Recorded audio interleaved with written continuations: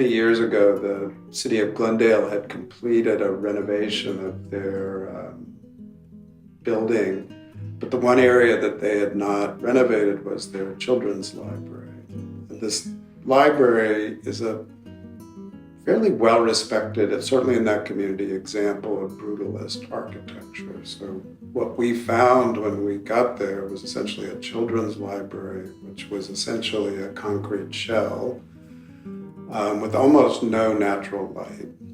And it was a good example of sort of brutalist architecture, but in our minds, that wasn't something that was truly attentive to the needs and interests of young people, young minds.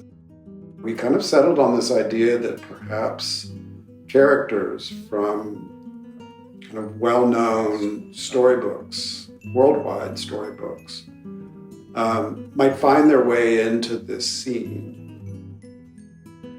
What was an early interest of ours was how could we actually expand through a scene, through a story, the world of this children's library beyond the walls of the library itself.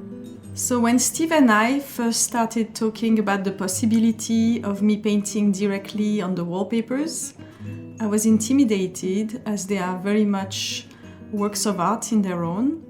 The landscapes have so much detail and so much depth, and the colors are so complex and luminous that I had to create a very specific color palette to paint on them.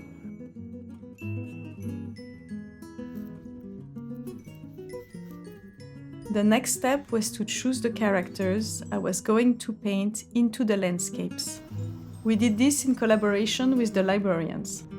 Together, we selected characters from 7 different stories from around the world.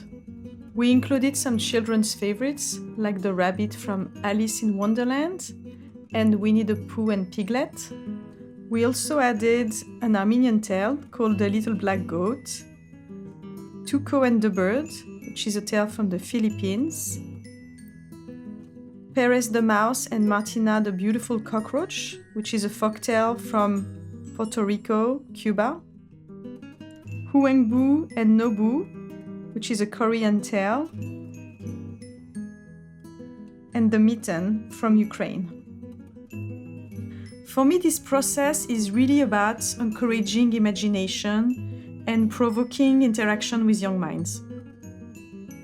I was very happy to have participated in creating this beautiful and playful space.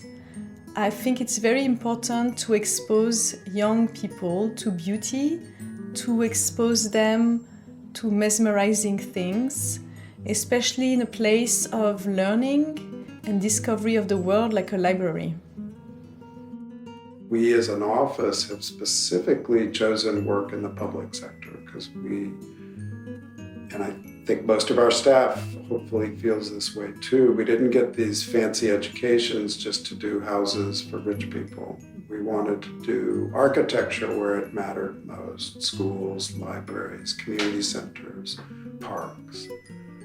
We truly believe that the civic realm, the public realm, is worth investing in, and that truly is where we should see almost the best examples of architecture.